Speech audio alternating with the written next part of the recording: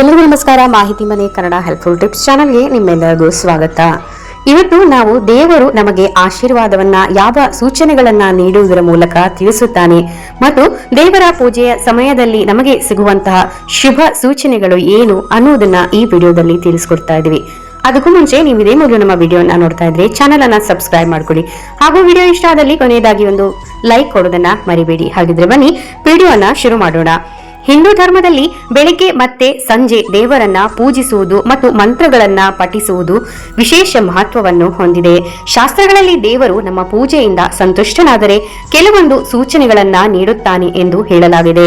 ದೇವರು ನಮಗೆ ಆಶೀರ್ವಾದವನ್ನು ನೀಡಬೇಕು ಅಂದುಕೊಂಡಿದ್ದರೆ ಯಾವೆಲ್ಲ ಸೂಚನೆಗಳನ್ನ ನೀಡುತ್ತಾನೆ ಎಂದು ಈ ವಿಡಿಯೋದಲ್ಲಿ ಸಂಪೂರ್ಣವಾಗಿ ತಿಳಿದುಕೊಳ್ಳೋಣ.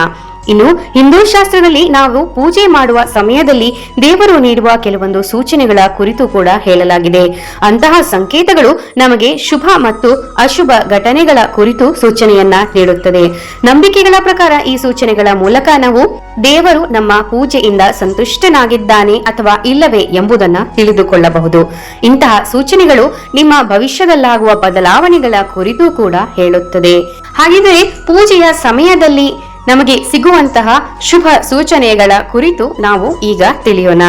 ಮೊದಲನೆಯದಾಗಿ ನಂಬಿಕೆಗಳ ಪ್ರಕಾರ ನೀವು ದೇವರಿಗೆ ಹೂವನ್ನ ಅರ್ಪಿಸಿದ ನಂತರ ದೇವರ ವಿಗ್ರಹದ ಮೇಲೆ ಆಗಲಿ ಅಥವಾ ಫೋಟೋದ ಮೇಲಾಗಲಿ ಇರಿಸಿದ್ದ ಹೂವು ನಿಮ್ಮ ಬಳಿ ಬಂದು ಬಿದ್ದರೆ ಅಥವಾ ನೀವು ಕುಳಿತು ದೇವರನ್ನ ಪ್ರಾರ್ಥಿಸುವಾಗ ನಿಮ್ಮ ಮಡಿಲಿಗೆ ಬಿದ್ದರೆ ಅಥವಾ ದೇವರ ಫೋಟೋ ಅಥವಾ ವಿಗ್ರಹದ ಮೇಲಿಂದ ಬಲಭಾಗದಿಂದ ಹೂವು ಕೆಳಗೆ ಬಿದ್ದರೆ ಅದನ್ನ ಅತ್ಯಂತ ಶುಭವೆಂದು ಹೇಳಲಾಗುತ್ತದೆ.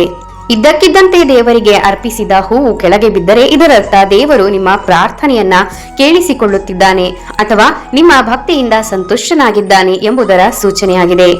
ಇದಲ್ಲದೆ ನೀವು ಯಾವುದೇ ಒಂದು ಇಚ್ಛೆಯನ್ನ ಮನಸ್ಸಿನಲ್ಲಿ ಇಟ್ಟುಕೊಂಡು ದೇವರಿಗೆ ಹೂವನ್ನ ಅರ್ಪಿಸಿ ಪೂಜಿಸಿದ ಸಮಯದಲ್ಲಿ ಹೂವು ಕೆಳಗೆ ಬಿದ್ದರೆ ಇದರ ಅರ್ಥ ನೀವು ನಿಮ್ಮ ಇಷ್ಟಾರ್ಥಗಳನ್ನ ಶೀಘ್ರದಲ್ಲಿಯೇ ಈಡೇರಿಸುತ್ತಾನೆ ಎಂಬುದು ಆಗಿದೆ. ಅಷ್ಟೇ ಅಲ್ಲದೆ ಇನ್ನು ವಿಶೇಷವಾಗಿ ನೀವು ಯಾವುದಾದರೂ ವ್ರತವನ್ನ ಪೂಜೆಯನ್ನ ಕೈಗೊಂಡಿದ್ದರೆ ಅಂತಹ ಸಂದರ್ಭದಲ್ಲಿ ಕೂಡ ದೇವರ ಮೇಲೆ ಇರಿಸಿದ್ದ ಹೂವು ಕೆಳಗೆ ಬಿದ್ದರೆ ಅದನ್ನ ಪ್ರಸಾದವೆಂದು ಅರ್ಥೈಸಿಕೊಳ್ಳಬೇಕು. ದೇವರ ಆಶೀರ್ವಾದ ನಮ್ಮ ಮೇಲೆ ಇದೆ ಎಂಬುದರ ಸೂಚನೆ ಇದಾಗಿರುತ್ತದೆ. ಇನ್ನು ಎರಡನೆಯದಾಗಿ ನೋಡುವುದಾದರೆ ಒಬ್ಬ ವ್ಯಕ್ತಿಯು ದೇವರನ್ನ ಪೂಜಿಸುವಾಗ ದೇವರ ಮುಖವು ನಗುತ್ತಿರುವುದನ್ನ ನೋಡಿದರೆ ಅದು ತುಂಬಾ ಶುಭ ಸಂಕೇತ ಎಂದು ನಂಬಲಾಗಿದೆ.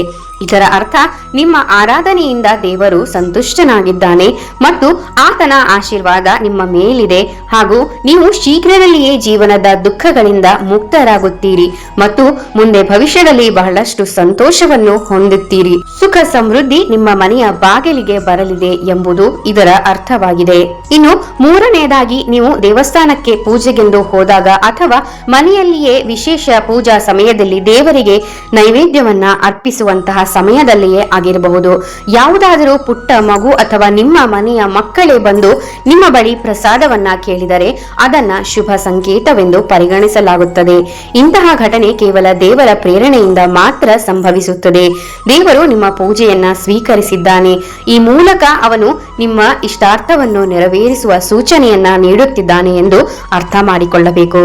ಅಂತಹ ಪರಿಸ್ಥಿತಿಯಲ್ಲಿ ಪ್ರಸಾದ ಕೇಳುವ ಮಗುವನ್ನು ದೇವರ ರೂಪವೆಂದು ಪರಿಗಣಿಸಿ ಮಗುವಿಗೆ ಪ್ರಸಾದವನ್ನ ನೀಡಿ ಕಳುಹಿಸಬೇಕು. ಹೀಗೆ ಮಾಡುವುದರಿಂದ ವ್ಯಕ್ತಿಯ ಆಸೆಗಳು ಈಡೇರುತ್ತದೆ ಮತ್ತು ಜೀವನದಲ್ಲಿ ಪ್ರಗತಿಯನ್ನು ಸಾಧಿಸಲು ಸಹಾಯ ಮಾಡುತ್ತದೆ ಎಂಬುದು ಆಗಿದೆ. ಇನ್ನು ಮೂರನೆಯದಾಗಿ ದೇವರ ಪೂಜೆಯನ್ನ ಮಾಡುವ ಸಮಯದಲ್ಲಿ ನಿಮ್ಮ ಮನಸ್ಸಿನಲ್ಲಿ ಇದ್ದಕ್ಕಿದ್ದಂತೆ ಕರುಣೆಯ ಭಾವನೆ ಮೂಡಿದರೆ ಅಥವಾ ಕಣ್ಣಿನಿಂದ ನೀರು ಬಂದರೆ ಇದು ಒಳ್ಳೆಯ ಸಂಕೇತವಾಗಿದೆ. ಇದರರ್ಥ ನಿಮ್ಮ ಆತ್ಮವು ದೇವರೊಂದಿಗೆ ಸಂಪರ್ಕ ಸಾಧಿಸುತ್ತದೆ ಮತ್ತು ದೇವರು ನಿಮ್ಮ ಭಕ್ತಿಯನ್ನ ಸ್ವೀಕರಿಸುತ್ತಿದ್ದಾನೆ ಎಂದು ಅರ್ಥ. ಇದರಿಂದ ನಿಮ್ಮ ಮನಸ್ಸು ಶುದ್ಧವಾಗುತ್ತದೆ ಮತ್ತು ದೇವರ ಬಗೆಗಿನ ನಿಮ್ಮ ಭಕ್ತಿ ಹೆಚ್ಚಾಗುತ್ತದೆ. ನಿಮ್ಮ ಆಸೆಗಳೆಲ್ಲವೂ ಶೀಘ್ರದಲ್ಲಿಯೇ ಈಡೇರುತ್ತದೆ ಎಂಬುದು ಕೂಡ ಇದರ ಸಂಕೇತವಾಗಿದೆ. ಅಂತಹ ಪರಿಸ್ಥಿತಿಯಲ್ಲಿ ಬೆಳಗ್ಗೆ ಮತ್ತು ಸಂಜೆ ನಿಯಮಿತವಾಗಿ ದೇವರನ್ನ ಪೂಜಿಸಬೇಕು. ಇದು ತುಂಬಾ ಶುಭ ಫಲಿತಾಂಶಗಳನ್ನ ನೀಡುತ್ತದೆ.